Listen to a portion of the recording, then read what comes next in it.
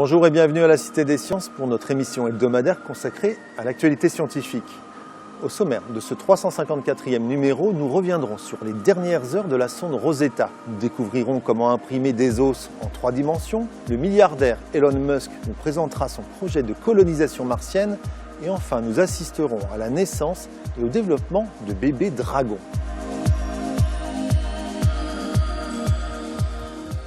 Il y a tout juste une semaine, la sonde européenne Rosetta achevait sa mission en se crachant sur la comète Chury. Je vous propose de revenir en images sur les derniers instants de cette extraordinaire épopée. Lancée en 2004, la sonde européenne Rosetta a été le premier véhicule spatial à se mettre en orbite autour d'une comète et le premier à y envoyer un atterrisseur, le petit robot Philae. Durant plus de 2 ans, Rosetta a ainsi pu étudier en détail l'évolution de Churyumov-Gerasimenko, notamment lors de son passage près du Soleil. Mais tout a une fin. Rosetta s'éloignant du Soleil, elle ne dispose plus d'assez d'énergie pour fonctionner. C'est pourquoi les responsables de l'Agence spatiale européenne ont finalement choisi de la précipiter sur la comète, une manière comme une autre de l'étudier au plus près. Jeudi 29 septembre à 22h50, alors qu'elle se trouvait à 19 km d'altitude, Rosetta a ainsi amorcé sa dernière manœuvre. À la vitesse d'environ 3 km/h, la sonde s'est rapprochée doucement de Chury, réalisant plusieurs clichés à basse altitude, mais procédant surtout à de nombreuses mesures scientifiques. L'idée était notamment d'étudier les failles par lesquelles s'échappent les jets de gaz et de matière lorsque la comète passe habituellement à proximité du Soleil. Vendredi 30 septembre, à 13h19 exactement, la sonde a finalement touché le sol et son signal s'est éteint à jamais. Il est encore trop tôt pour faire le bilan de cette exceptionnelle mission. Rosetta a montré que les comètes telles que Chury n'ont pas apporté sur Terre autant d'eau que ce que l'on imaginait. En revanche, on sait désormais que la comète renferme des molécules comme de la glycine qui ont pu participer à l'apparition de la vie sur Terre. Plusieurs mois, plusieurs années sans doute seront nécessaires pour exploiter toutes les données recueillies par Rosetta. En ce sens, la mission est loin d'être terminée. En cas de fracture importante, les chirurgiens ont parfois recours à des greffes osseuses. Mais cette technique n'est pas sans inconvénients. Les greffons osseux restent difficiles à façonner et le receveur n'est jamais à l'abri d'un rejet. C'est pour contourner ces problèmes qu'une équipe américaine propose une nouvelle méthode basée sur l'utilisation d'un biomatériau et d'une imprimante 3D. Il ne s'agit pas à proprement parler de remplacer l'os manquant, mais de créer une matrice permettant à l'os de repousser. Cette matrice est constituée d'un biomatériau synthétique comprenant une céramique composée à 90% de poudre d'hydroxyapatite qui se trouve être le principal constituant des os et des dents, et d'un élastomère. L'ensemble procure à ce matériau des propriétés physiques particulièrement intéressantes.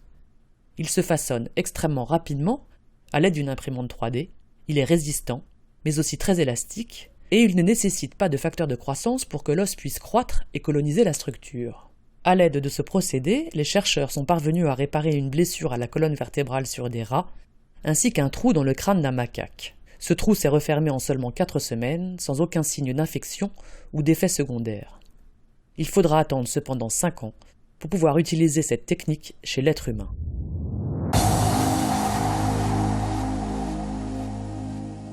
Le 27 septembre dernier, à l'occasion du Congrès international d'astronautique, le milliardaire Elon Musk, fondateur de la société eBay et propriétaire des fusées SpaceX ou encore des voitures électriques Tesla, a dévoilé le plan détaillé d'un projet déjà plusieurs fois évoqué, coloniser la planète Mars. Rien que ça.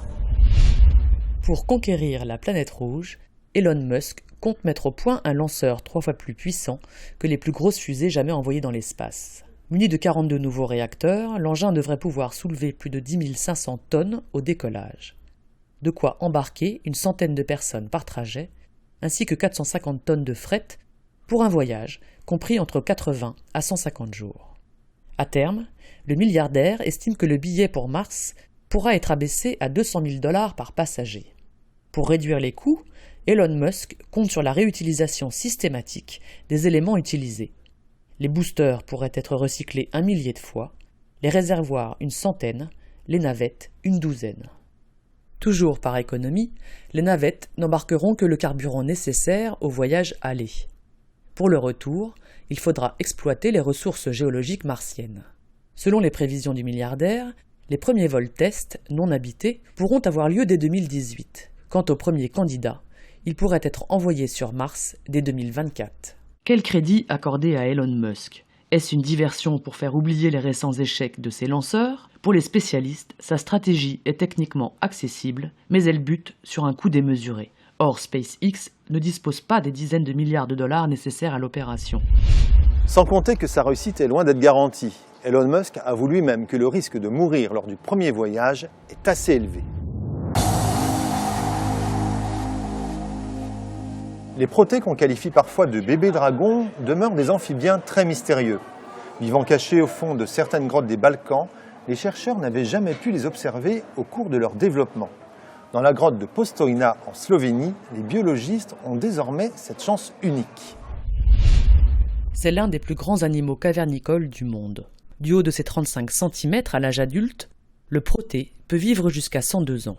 Une longévité record, surtout quand on connaît les conditions de vie de son habitat naturel.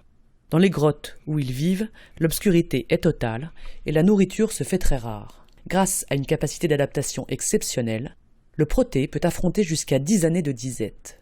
Mais ces conditions difficiles l'amènent à peu se reproduire. La femelle ne pond qu'1 à 2 fois par décennie. Quelle surprise alors quand les scientifiques de la grotte de Postojna ont découvert en janvier dernier 64 œufs. Et le 30 mai, pour la première fois dans leur milieu naturel, 22 œufs ont éclos sous l'œil des biologistes. Ces bébés dragons viennent de passer la période la plus critique. Ils ont aujourd'hui 18 semaines, âge qui correspond à leur adolescence. Il faudra néanmoins attendre 10 à 15 ans pour qu'ils atteignent leur maturité sexuelle et leur taille adulte. Voilà, cette émission est terminée. On se retrouve dans une semaine pour une nouvelle émission. En attendant, je vous rappelle que la Fête de la Science commence le 8 octobre et qu'à cette occasion, la Cité des Sciences vous ouvre ses portes gratuitement pour participer à de nombreuses manifestations. Bonne semaine à tous.